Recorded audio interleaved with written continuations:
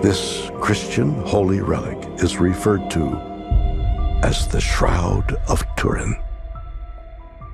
The Shroud of Turin is this amazing relic. At bottom, it's a piece of cloth. It shows a very faint sort of image of a crucified man. You're looking at one of the most extraordinary historical relics ever uncovered. A simple piece of linen that many believe once wrapped the body of Jesus Christ after the crucifixion. For centuries, it has inspired faith, debate, and deep curiosity. Now, for the first time, an advanced artificial intelligence system has identified a pattern, something never documented before. The findings have surprised even some of the most skeptical observers, adding a new layer to a mystery that refuses to fade. If you're finding this fascinating, take a moment to like the video and join us as we explore further.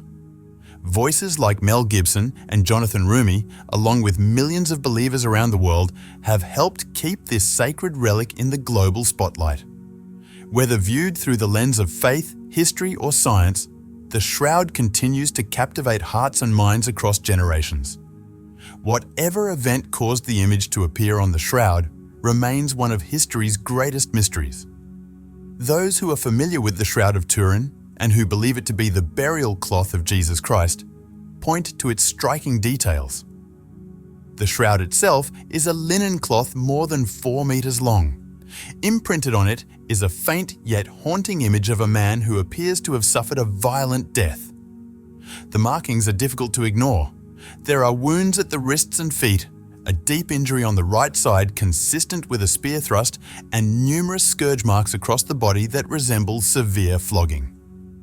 And yet, despite the brutality suggested by these injuries, the face appears peaceful. Around the head are marks that many say resemble a crown of thorns. Taken together, the image looks almost like a forensic snapshot, evidence preserved in fabric, frozen in time. In 1898, a lawyer and amateur photographer named Secondo Pia set out simply to photograph the relic. His goal was documentation, nothing more. But when he developed the photographic plate in his darkroom, he witnessed something astonishing. The negative image on the plate revealed a clear and detailed positive image of the man's face and body. What had seemed faint and unclear on the cloth suddenly appeared with remarkable depth and realism. It was as if the shroud itself had functioned as a photographic negative, created centuries before photography even existed. And from that moment on, the mystery only deepened. The importance of this discovery is hard to overstate. A photographic negative doesn't happen by accident. It requires a precise reversal of light and shadow. So how could an image with those properties exist on a piece of linen created centuries before cameras, film, or any understanding of photochemistry? Secondo Pia's discovery shifted the shroud out of the realm of simple religious art and into something far more complex. It became a technical puzzle, one that science could not ignore. When researchers examined the cloth under a microscope, the mystery only deepened. The image is not made of paint, ink, dye, or pigment. There are no visible brushstrokes, no signs of artistic technique, no artificial outlines. Instead, the coloration comes from a very thin layer of oxidation on the outermost fibers of the linen. The change affects only a few nanometers of the cellulose, almost like a perfectly controlled microscopic sunburn on the surface of the threads. Over the years, modern laboratories have tried to recreate this effect. Scientists have experimented with lasers, intense heat, chemicals, acids, and various reagents. While they were able to produce surface-level images, none succeeded in reproducing all the unique characteristics seen on the shroud at the same time. Perhaps even more astonishing is the depth information encoded in the image. The brightness and darkness of different areas appear to correspond directly to the distance between the body and the cloth. Areas that would have been closest, like the tip of the nose, the forehead, and the knees, appear darker. Areas farther away appear lighter. Using NASA-developed imaging technology designed for mapping planetary surfaces, researchers were able to convert the flat image into a three-dimensional model. The result was a remarkably accurate 3D representation of the man on the cloth. No known painting, photograph, or bas-relief contains this kind of precise spatial encoding. And that detail continues to challenge scientists, historians, and skeptics alike. What did artificial intelligence uncover about the Shroud of Turin? In recent years, artificial intelligence has entered the conversation, and it has reshaped it in unexpected ways. Researchers trained advanced neural networks using extremely high-resolution scans of the linen captured across multiple light spectra. What the system detected left many experts searching for clear explanations. According to the analysis, there appears to be an additional layer of structure within the image itself, a subtle network of geometric symmetries and repeating proportions woven throughout the figure. In other words, the shroud doesn't simply display the image of a body. It seems to contain highly organized visual data, almost like a sophisticated watermark embedded within the fabric. The AI also confirmed the previously observed three-dimensional qualities of the image, but with even greater precision. It identified consistent patterns and alignments in the face, hands, and torso, arrangements that follow a recurring geometric logic. The overall impression suggests a remarkably complex formation process, one that modern science still struggles to fully explain. The evidence for this underlying structure continues to grow. But the deeper question remains, what does it actually mean? To understand the significance of these findings, it's important to revisit the carbon-14 dating tests conducted in 1988. At the time, the results were presented as a final and conclusive judgment. A small sample was cut from one edge of the shroud, divided into portions, and sent to 3 leading laboratories. Using accelerator mass spectrometry, a highly precise method for counting carbon-14 atoms, the labs analyzed the material in an effort to determine its age.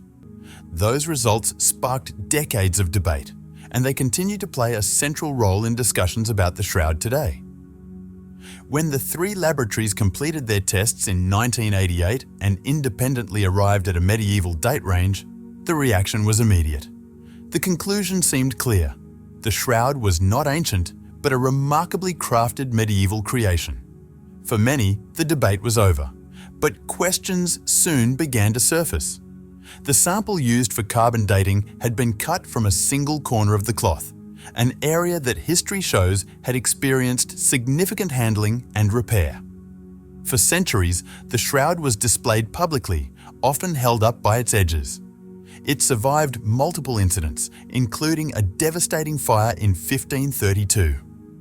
After that fire, the Poor Clare nuns carefully repaired the damage, sewing patches onto the scorched sections and attaching a backing cloth to reinforce the original linen.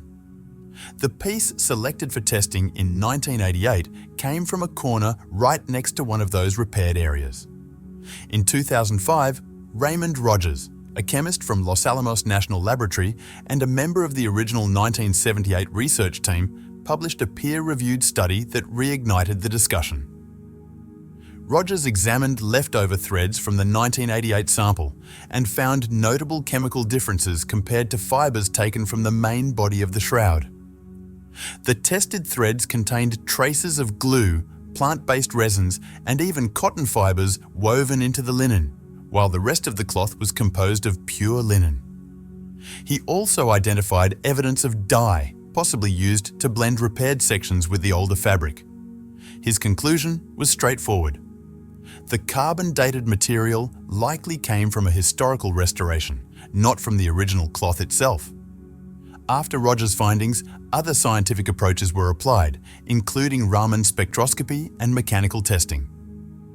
Some of these studies suggested an age closer to 2,000 years, much earlier than the medieval date announced in 1988. What had once been presented as a final verdict was no longer so certain. With the timeline once again open to debate, the insights from artificial intelligence have taken on new importance. High-resolution modeling has confirmed, with even greater clarity, that the relationship between image intensity and distance from the body remains consistent across the entire surface of the cloth. That's not how paintings typically work. artists create the illusion of depth through technique, through shading methods like sfumato. But in the case of the shroud, the depth information appears to be physically encoded at a microscopic level within the fibers themselves.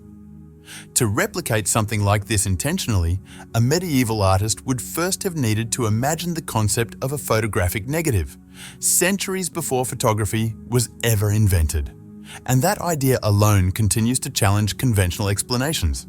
To accept a simple forgery explanation, you would have to assume something extraordinary. First, that someone in the Middle Ages had mastered forensic anatomy to a level that wasn't fully developed until the 20th century. Second, that they understood advanced concepts of projection and physics. And finally, that they could create a detailed body image without using any pigment at all, while encoding three-dimensional information and an internal geometric structure, exactly as modern AI analysis now suggests. That combination seems beyond improbable. Artificial intelligence pushed the investigation even further. It detected repeating symmetries and consistent proportions throughout the figure, mathematical relationships similar to the harmonies that make certain musical notes sound pleasing together. Measurements like the distance between the eyes, the proportions of the hands, and the curvature of the chest all appear to align within an underlying geometric framework.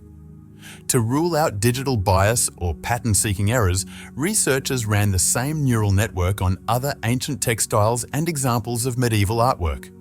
The outcome was striking. None displayed the same structured geometric organization. This specific patterning appeared unique to the shroud. The implications go deeper.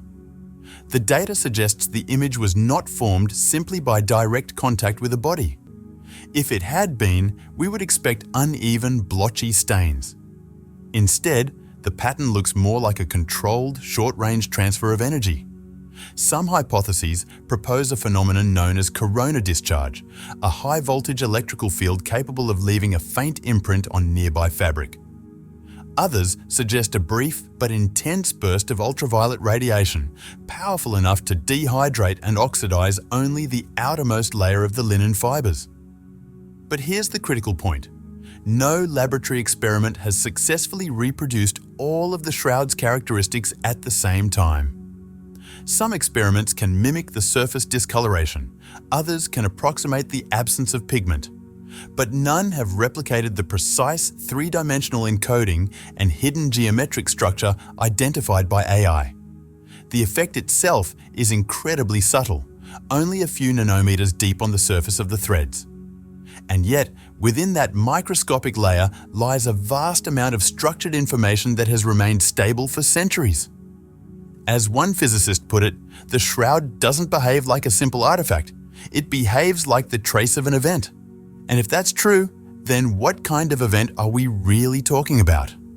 At this point, the discussion moves beyond a technical mystery and begins to touch something much bigger and perhaps unsettling. If the AI analysis is correct and the image truly contains an internal mathematical order, then we're stepping into territory that challenges our current understanding of how the world works. So, what exactly are we looking at? What does this consistent geometric code represent? It could point to a natural process we have not yet discovered. It might suggest a technology that has been lost to history. Or it could fall outside the categories we normally use to explain physical phenomena.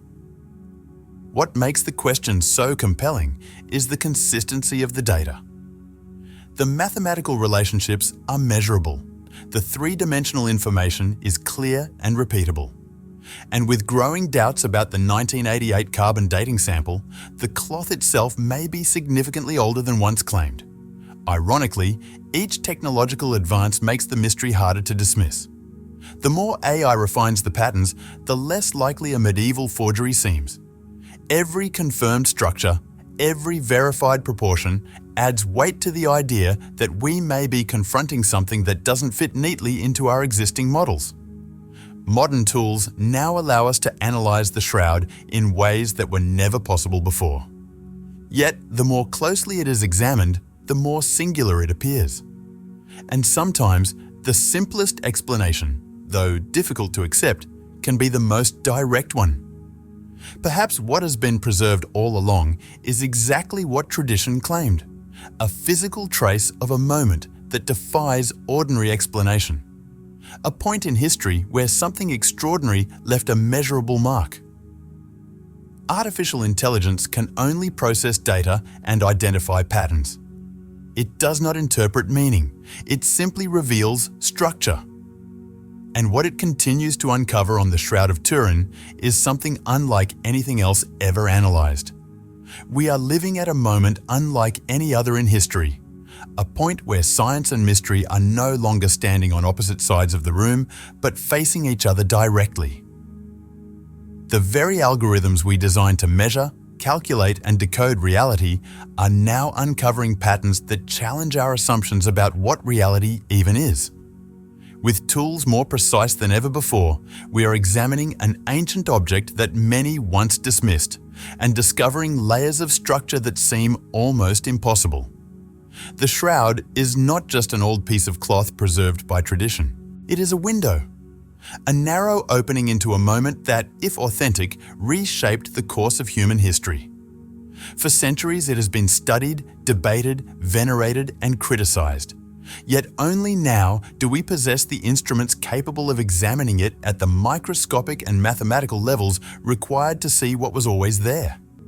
And what we are finding is not random. Beneath the faint image lies order.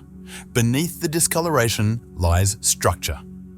Beneath what once appeared to be a simple imprint lies encoded information, geometric consistency, proportional harmony, three-dimensional mapping. That structure was never added by modern analysis.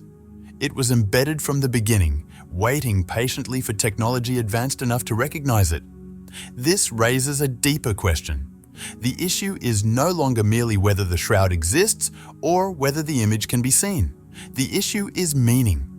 If the data continues to confirm internal coherence, mathematical logic, and non-random formation, then we are forced to confront something far more profound than a historical curiosity. For believers, this phenomenon has always had a name: resurrection. What artificial intelligence describes as geometric precision and encoded depth may, in the language of faith, represent the physical trace of a singular event, an instant unlike any other in recorded history. An event not defined by decay, but by transformation. In that light, the shroud becomes more than a relic. It becomes testimony.